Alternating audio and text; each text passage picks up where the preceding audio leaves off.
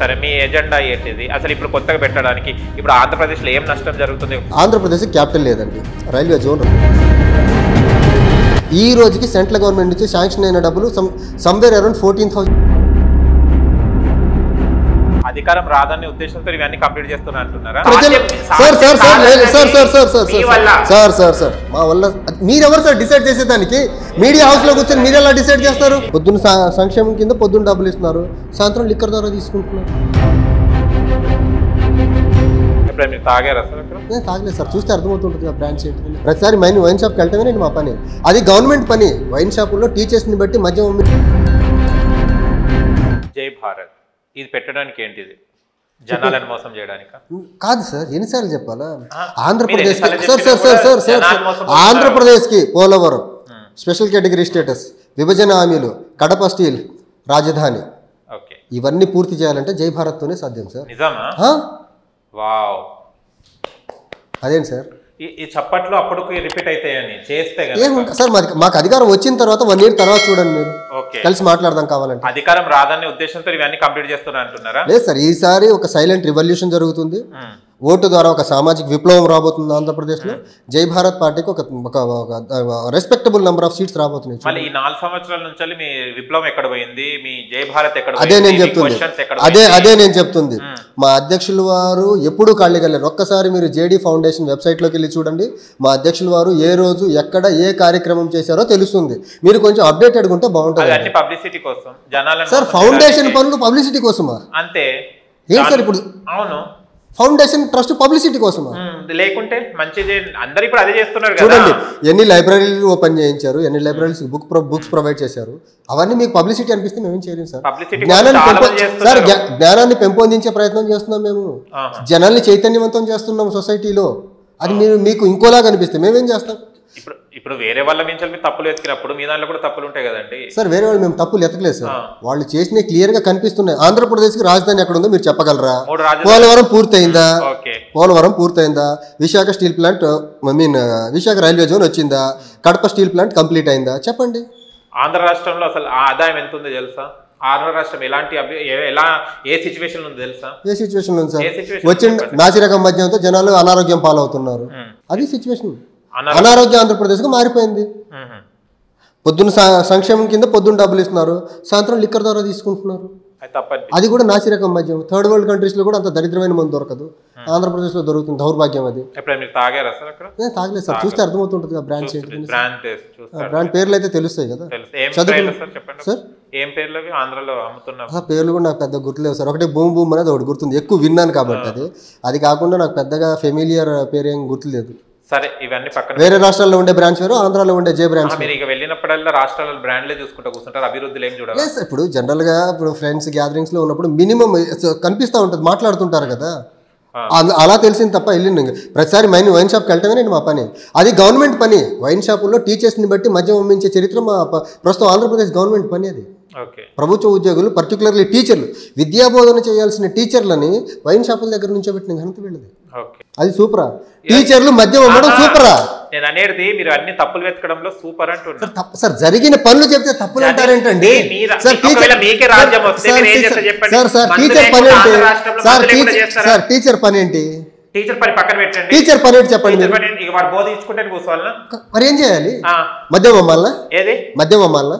Business ఇప్పుడు మద్యం అనేది ఇప్పుడు మీరు అంటున్నారు కదా సార్, భారత్ పార్టీ వచ్చిన తర్వాత ఆంధ్రప్రదేశ్ లో ఒక్కడు కూడా మద్యం అమ్మే ఈ బెల్ట్ షాప్ లేకుండా చేస్తారా? మీరు చెప్పాం కదా సార్, మహిళలు సార్ మా మేనిఫెస్టోలో 100% బెల్ట్ షాపులు పెట్టండి. 100% బెల్ట్ షాపులు బంద్.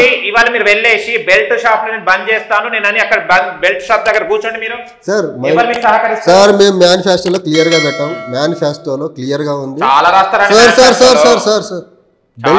ఆంధ్రప్రదేశ్లో బెల్ట్ షాపులు ఉండవు. నంబర్ 1. మహిళలు మా ప్రాంతాల్లో మద్యపానము వద్దు, వైన్ షాప్స్ వద్దు అంటే లైసెన్స్లు ఇవ్వము.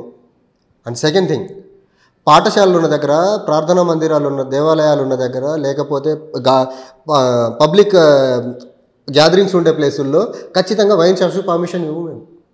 ఇది నచ్చుతుంది. మీరు మొత్తం అది తీసేస్తున్నారు చూడ, అది నచ్చుతుంది. అంటే బెల్ట్ షాపులు కావాలా మీకు? బెల్ట్ షాపులు కావాలి కదా, ఎవరు ఏ మునగాడు కూడా చెయ్యలేని పని అది. సార్ అందుకనే మేము మహిళల చేతుల్లో పెట్టాం. మహిళలు వద్దంటే మద్యపానం వద్దు అక్కడ. ఒక ప్రాంతం ఒక కాలనీ వాళ్ళు మాకు మద్యపానం షాపులు వద్దండి ఇక్కడ అంటే తీసేస్తాం. అది మహిళల చేతుల్లో పెట్టేశాం. మద్యపానం నిషేధం చెయ్యాలా వద్దా అనేసి. బెల్ట్ షాపులకి ఎట్టి పరిస్థితుల్లో పర్మిట్ లేదు, కానీ మద్యపానం నిషేధం జరగాలా లేదా అనేది మహిళల చేతుల్లో, రాష్ట్ర మహిళలు డిసైడ్ చేస్తారు. అది మొత్తం ఇవి చూస్తుంటే కళలాగానే అనిపిస్తుంది నాకు. ఏది అంటే మీరు కుర్చీలో కూర్చొని రాత్రి కళాకాలం ఇక్కడ కంటే మేమేం చేస్తాం సార్? అదే మీరు చెప్తున్నా కళలో వచ్చినట్టు ఉంది. ఇంటర్వ్యూలో ఉన్నానా కళలో ఉన్నానా అని అనిపిస్తుంది. మేబీ మీరు కళలోనే ఉన్నారో నాకు అనిపిస్తుంది. ఎన్నో నాయకులు చెప్పారండి, ఎన్నో నాయకులు ఇక అన్ని చెప్తే శబదాలు చేస్తూనే ఉంటారు. ఎలక్షన్ అదే నేను ఇందాక అన్నట్టు ఇప్పుడు అంటున్నాను. అందరికీ మాకు డిఫరెన్స్ ఉంది. మాకు సమాజం పట్ల ఉన్న అంకిత భావం, ప్రేమ వేరే వాళ్లకు లేదు. మాకు నిజంగా మేము కరప్ట్ అవ్వాలనుకుంటే ఆ ఏరే పార్టీలో ఎక్కడో చొరబడే వాళ్ళము. కొత్త పార్టీ పెట్టి ఈ రకంగా ఇన్నోవేటివ్గా వెళ్ళాలని మేము ఆలోచించము. పార్టీ పెట్టిన నెల రోజుల్లోనే ప్రజా మేనిఫెస్టో ప్రిపేర్ చేసిన చరిత్ర మా పార్టీది. వాళ్లకు మాకు డిఫరెన్స్ ఉంది. సరే మీ మేనిఫెస్టో చెప్పండి ఒకసారి. మా మేనిఫెస్టో ఒకటండి, ఒక నియోజకవర్గానికి వచ్చేసి సంవత్సరానికి 100 కోట్ల చొప్పున అభివృద్ధి నిధులు ఇస్తాము. 5 సంవత్సరాలకు 500 కోట్లు ఇస్తాము. కెమెరామెన్ ఒకసారి ఫోకస్ చేసుకోండి. 5 సంవత్సరాలకు 500 కోట్లు ప్రతి నియోజకవర్గానికి ఇస్తాము. అది ఎమ్మెల్యేకి సంబంధం లేకుండా డైరెక్ట్గా నియోజకవర్గానికి వెళ్ళిపోతుంది. నంబర్ 1. ప్రతి పంచాయతీకి సంవత్సరానికి ₹1 కోటి గ్రాంట్, డెవలప్మెంట్ గ్రాంట్ ఇస్తాము. 5 సంవత్సరాలకు 5 కోట్లు ఇస్తాము. అలానే తండాలు తర్వాత దళిత వాడలు ఉన్న వాటిని ఖచ్చితంగా గ్రామ పంచాయతీలుగా గుర్తిస్తాము. అలానే రైతుకి స్వామినాథన్ చేయూత పథకం కింద, రైతు చేయూత కింద 20,000 రూపాయలు ఇన్వెస్ట్మెంట్ సపోర్ట్ ఇస్తున్నాము. అలానే కౌలు రైతులకి గవర్నమెంట్ నుంచి పూచీకత్తుతో కానీ లేకపోతే గవర్నమెంట్ ష్యూరిటీ ఇచ్చి లోన్స్ ఇప్పిస్తాము. CCRC కార్డ్స్ ఇస్తాము. అట్ ద సేమ్ టైము గృహిణులకు, వృద్ధులకు, తర్వాత దివ్యాంగులకు ఉచిత బస్సు సౌకర్యం, విద్యార్థులకు ఉచిత బస్ సర్వీస్ ప్రొవైడ్ చేయబోతున్నాము. అలానే నిరుద్యోగంతో ఆంధ్రప్రదేశ్ అంతా నిండిపోయింది. సో నిరుద్యోగులకి బాసటగా ఉండేసానికి ఎంప్లాయ్మెంట్ జనరేషన్ కోసం January 26న Group 1 నోటిఫికేషన్ వస్తుంది ఎవ్రీ ఇయర్. August 15న Group 2 నోటిఫికేషన్ వస్తుంది every year. September 5th teachers day రోజున DSC నోటిఫికేషన్ ఎవ్రీ ఇయర్ వస్తుంది. October 31st సర్దార్ వల్లభాయ్ పటేల్ గారి జయంతి రోజున SI అండ్ కానిస్టేబుల్స్ రిక్రూట్మెంట్ జరుగుతుంది. ఇది ఎవ్రీ ఇయర్ జరుగుతుంది. ఇది అన్ఎంప్లాయీస్ కోసం. ఎంప్లాయీస్ కోసం వారానికి 5 రోజులు పని దినాలు చేయబోతున్నాము. ఇప్పుడు ఆంధ్రప్రదేశ్లో నాకు తెలిసి 10వ తారీఖు తర్వాతే ప్రభుత్వ ఉద్యోగులకు జీతాలు పడుతున్నాయి. మేము వస్తే 1వ తారీఖే వాళ్ళకి జీతాలు ఇస్తాము. At the same time police కానిస్టేబుల్స్కి ఇళ్ల స్థలాలు నిర్మించుకునేదానికి వాటికి సబ్సిడీతో కూడుకున్న రుణాలు ఇవ్వబోతున్నాము. అలానే ట్రాన్స్జెండర్స్కి సర్టిఫికేట్స్ ఇవ్వబోతున్నాము. Transgenders welfare and wellness clinics establish చేయబోతున్నాము. తర్వాత వాళ్ళు ఏదన్నా స్వయం ఉపాధి ఎస్టాబ్లిష్మెంట్ ఏమైనా చేసుకోవాలనుకుంటే వాళ్ళకు లోన్స్ ఇవ్వబోతున్నాము. ఇలా రాష్ట్రంలో ఉన్న అన్ని వర్గాల వారిని కలుపుకొని ముందుకెళ్ళి ఒక ఇంక్లూజివ్ ప్రజా మేనిఫెస్టోని తయారు చేసామండి 1 monthలో. అది సోకాల్డ్ ఎస్టాబ్లిష్డ్ పార్టీ వల్ల కానీ ఇంక్లూజివ్ బడ్జెట్. అది చాలా ఫ్యూచరిస్టిక్ యాటిట్యూడ్ ఉన్న మేనిఫెస్టోని ప్రిపేర్ చేయగలిగాం మేము. దాని గురించి కూడా మీరు కనీసం పబ్లిసిటీ చేయరు. మాకు అయిపోయిందా పబ్లిసిటీ గురించి? అంటే మా భావాల్ని మీరు జనాల్లోకి తీసుకెళ్తారు. పార్టీ గురించి నేను చెప్తాను, పేరు తీసుకోను. ఒక ఇండిపెండెంట్ క్యాండిడేట్ గా, ఎమ్మెల్యే క్యాండిడేట్ గా నిలబడ్డ దగ్గరికి పబ్లిసిటీ ఉన్న క్యాండిడేట్ దగ్గరికి వెళ్ళారు. తెలంగాణ రాష్ట్రంలో ఇండిపెండెంట్ క్యాండిడేట్స్ 100 మంది వేయడం జరిగింది.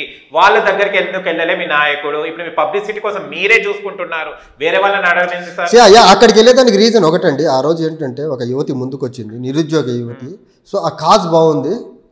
ఒక ఏ ఇంట్రెస్ట్ లేకుండా, ఏ బ్యాక్గ్రౌండ్ లేకుండా, ఒక సామాన్య కుటుంబం నుంచి వచ్చి సార్ లిజన్ ఒక నిరుద్యోగం అనే ఒక చట్రంలో కూరుకుపోయి దాన్ని ఎలాగన్నా దాని నుంచి బయటపడాలి, ఆ ఇష్యూ ఆ గ్రావిటీ రాష్ట్రం మొత్తం తెలియాలని తను ఒక నామినేషన్ వేసింది. సో ఆ నోబెల్ కాస్తో ఆ అమ్మాయి ముందుకు వచ్చినప్పుడు నిలబడటంలో తప్పే ఉంది. ప్రతి డిస్ట్రిక్ట్ కి వెళ్ళేసి ప్రతి ఇండిపెండెంట్ క్యాండిడేట్ కి సపోర్ట్ చేయాలండి. పబ్లిసిటీ కాదు చెప్తున్నా వినండి. అదే ఊరు పక్కకు ఒక ఆయన సోడా అమ్ముకునేట ఆయన 3 సార్లు, ఇది 3rd టైం కూడా వేస్తే కూడా వాడి దగ్గర దరిదాపులో కూడా వెళ్ళలేదు జనాలు, ఎవరు వెళ్ళలేదు.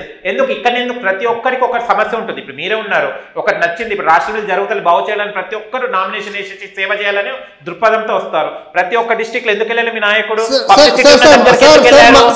పబ్లిసిటీ ఏంటి సార్? మా నాయకుడు వెళ్ళిన తర్వాత పబ్లిసిటీ మీరు ఎక్కువ చేశారు. ఎవరు? మా నాయకుడు వెళ్ళిన తర్వాత మీరు ఎక్కువ చూపించారు. మా నాయకుడు గ్రహించి ముందెళ్ళారు అక్కడికి, తర్వాత మీడియా అంటపడ్డది. ఓకే, అక్కడికి వెళ్ళాల్సిన రీజన్ అదే చెప్పా కదా సార్. సార్ ఒక సామాన్య మధ్యతరగతి కుటుంబం నుంచి వచ్చిన ఒక యువతి సార్, వెరీ గుడ్, అది కూడా అన్ఎంప్లాయీ, ఒక అన్ఎంప్లాయీ ఎంప్లాయ్మెంట్ లేక బర్రెలు కాసుకుంటుంటే ఆ పిల్ల, సో అంత ఆ సిచ్యువేషన్ నుంచి కూడా వచ్చి ఫైట్ చేసే విధానం ఉంది చూసారా, దాన్ని మెచ్చుకొని వెళ్ళారు మా సార్. అప్రిషియేట్, ఆమె మంచి పని చేస్తుంది, ఆమె మంచి నిర్ణయం వచ్చింది, సార్ కూడా వెళ్ళేసి సపోర్ట్ చేశారు. I will give claps to them.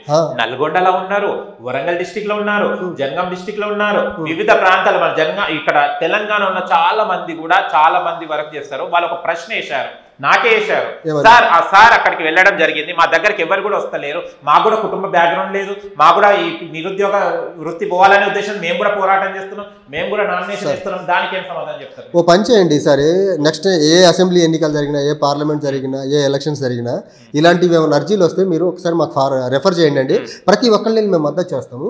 లేదంటే వాళ్ళు నిజంగా జెన్యూన్ గా వేయగలిగితే మా పార్టీ ఉంది కాబట్టి మా పార్టీని తరఫున వాళ్ళకి సీట్లు ఇచ్చి జై భారత్ పార్టీ నేను అప్రిషియేట్ ఎప్పుడు చేసేవాడిని తెలుసా, మీరు అక్కడికి వెళ్ళారు సరే, అది పాపులర్ అయ్యారో లేకుంటే సంథింగ్ ఆమె బయట అప్పటికి మా పార్టీ పుట్టలేదు, అప్పటికి మా పార్టీ పుట్టలేదు, అప్పటికి మా అధ్యక్షులు వారు జస్ట్ ఇండిపెండెంట్ పర్సన్. నేను అనేది ఏంటంటే అప్పటికి ఆ పని చేస్తే ఇవాళ జై భారత్ కి నేను సెల్యూట్ కొట్టేవాడిని. ఎందుకు అప్పటి జై భారత్ లేదు, ఆ పని చేస్తే అంటున్నా. ఏ పని అంటే అక్కడ ఏదైతే అమ్మాయి దగ్గర మీకు ధైర్యం చెప్పేసి తనకు సపోర్ట్ చేశారు తన మంచితనాన్ని, అలాగనే వివిధ డిస్ట్రిక్ట్స్లలో కూడా వెళ్ళి అలాగనే కలిసి ఓదార్చి ధైర్యం ఇస్తే ఐ హ్యావ్ సెల్యూటెడ్ యూ. అదేనండి ఆ రోజు ఇప్పుడు అన్ని చోట్ల అన్ని దగ్గరలో అంతమంది ఇండిపెండెంట్స్ చాలా మోడరేట్ బ్యాక్గ్రౌండ్ నుంచి వచ్చి నామినేషన్ వేశారనే విషయం మా దగ్గర రాలేదండి. ఇవాళ మీకు ఇది రాలేదన్నారు, రేపు మీకు న్యాయకత్వం వచ్చిన తర్వాత ప్రతి పేదవాడి ఇంటికి నాకు వచ్చి చెప్పారా కష్టం అని అంటే అప్పుడు ఆ పేదవాడు ఎక్కడ పోతాడు? ఏంటి ఇప్పుడు మీ నాయకత్వం వచ్చిన తర్వాత, మీకు వచ్చిన తర్వాత, మీకు సీట్ వచ్చిన తర్వాత ఇవాళ నాకే గుండె పెయిన్ వచ్చింది, నేను ఫలానా గుంటూరులో ఉంటాను సార్, నాకు ఇది గుండె పెయిన్ వచ్చిందంటే నా దగ్గరికి రాలేదు, నేను ఫలానా తెలిసిన దగ్గరికి వెళ్ళేటట్టు ఉన్నది మీ జవాబు. అలా కాదు, మేము పవర్లోకి వస్తే ఒకటి అది మాకు పవర్స్ వస్తే పవర్స్ మా చేతిలో పెట్టుకోం, మేము డీసెంట్రలైజ్ చేసేస్తాం. మా దగ్గర రాని అవసరమే లేదండి. గ్రామ సభలోనే అన్ని రిజాల్వ్ చేస్తాము. గ్రామ సభలోనే 99.99% ఇష్యూస్ గ్రామ సభ లెవెల్లోనే రిజాల్వ్ అయిపోతాయి, గ్రామ స్థాయికి కావాల్సినవి. మా దగ్గర నెపోటిజం పనిచేయదు సార్, రెఫరెన్స్లు పనిచేయవు, జెన్యున్ గా ఇండివిజువల్ వచ్చి పని చేయించుకుని వెళ్ళిపోవచ్చు. మా దగ్గర రెఫరెన్స్లు అవసరం లేదు, రికమెండేషన్లు అంతకంటే అవసరం లేదు. సో ఆ పరిస్థితే రాదు. అన్ని గ్రామ సభ లెవెల్లోనే, గ్రామ స్థాయిలోనే, పంచాయతీ లెవెల్లోనే అన్ని ఇష్యూస్ క్లియర్ చేయగలం మేము. అన్ని పవర్స్ మా చేతిలో పెట్టుకుని సెంట్రలైజ్డ్గా కూర్చోం మేము. బాగా చెప్తున్నా, కొన్ని చెప్పడానికి బాగుంటాయి, ఇంప్లిమెంట్ చేయలేము సార్. అంటే ఒకటి సార్, మీరు ఏంటంటే ఒక మమ్మల్ని మీకు ఎవరో చెప్పుంటారు, వీళ్ళని అన్ని రకాలుగా మీరు ఎంత చేయగలిగితే అంత కార్నర్, అందుకని మేము ఏం చెప్పినా మీకు మంచి అనిపించట్లా. నేను మంచి అంటున్నానండి, నేను ఏమంటున్నాను, మీరు ఒకవేళ చేస్తే కనుక ఐ విల్ సెల్యూట్ యు అని అంటున్నాను. ఒక పని మేము ఖచ్చితంగా చేసి చూపిస్తాము. ఖచ్చితంగా ఆప్టిమిస్టిజానికి ఇంకో లెవెల్ ఉంటుంది మా దగ్గర. సో మేము చాలా ఆప్టిమిస్టిక్గా ఉంటాము, మంచి చేయాలనే వచ్చాము, మంచి చేస్తాము, మాకు చెడు చేయాల్సిన అవసరం లేదు. చెడు చెయ్యాలి అనుకుంటే చెడు చేయాల్సిన పార్టీలతో వెళ్ళిపోయేవాళ్ళము, చెడు చేసే పార్టీలు లెక్క ప్రత్యేక హోదాను మర్చిపోయేవాళ్ళము, లేకపోతే వాళ్ళలా విభజన హామీలు మర్చిపోయేవాళ్ళము, లేకపోతే వాళ్ళకలా రాష్ట్రానికి రావాల్సిన ఏది తీసుకురాకుండా మర్చిపోయేవాళ్ళము అండి. ఆ పార్టీల్లోకి వెళ్ళిపోయేవాళ్ళము. వాళ్ళు సరిగ్గా చేయట్లేదు, వాళ్ళతో కలిసి వెళ్తే రాష్ట్రానికి ద్రోహం చేసిన వాళ్ళం అవుతాము, ఆ ద్రోహం చేసిన వాళ్ళ లిస్టులో మనం ఉండొద్దని కదా మేము స్పెషల్గా ఒక పార్టీ పెట్టుకుని సపరేట్గా వెళ్తుంది. ఇప్పుడు కొంతమంది నాయకులు ఎవరు అపోజిషన్ వాళ్ళ ఎగ్జాంపుల్ చెప్తున్నాను, ఈ పార్టీ వచ్చి కూడా మాకేం యూజ్ లేదు, వీళ్ళు వాళ్ళు మాకు పోటీ కాదు అన్న వాళ్ళకి మీరు ఏం చెప్తారు? ప్రజలే కొంతమంది అంటున్నారు ఈ పార్టీ జస్ట్ ఇప్పుడు ఎలక్షన్స్ ముందు వచ్చాయి, ఇవన్నీ ఏమంటారు పండుగల్లాగా వచ్చిపోతుంది, ఇది అంతే తప్పించి కానీ దీనివల్ల మాకు ఏం ఉపయోగం లేదు అన్న వాళ్ళకి ఏమంటారు? వాళ్ళ ఆలోచన విధానం వాళ్ళకు ఉంటుంది, కానీ ఎలక్షన్లో చూస్తారు కదా దాని ప్రభావం, మా పార్టీ ప్రభావం ఎలా ఉండబోతుంది అనేసి. ఎలక్షన్లు కదా, ప్రజల మాట కాదు కదా డిసైడ్ చేసేది, ఎలక్షన్లో ఓటు కదా డిసైడ్ చేసేది. మా పార్టీ ప్రాస్పెక్టివ్, మా పార్టీ భవితవ్యము, మా పార్టీ యొక్క దాన్ని ఏమంటారు బలాన్ని, ఓట్లు కదా డిసైడ్ చేసేది. ఎన్ని ఓట్లు వస్తాయి అనుకుంటారు? ఎన్ని నియోజకవర్గాలు ఎన్ని సీట్లు గెలుస్తారు అనుకుంటారు? అన్ని స్థానాల్లో పోటీ చేస్తాం, రెస్పెక్టబుల్ నెంబర్ ఆఫ్ సీట్సే వస్తాయండి. అది రెస్పెక్టబుల్ ఎన్ని ఉంటాయి? కౌంట్ ఉంటుంది కదా రెస్పెక్టబుల్ లో?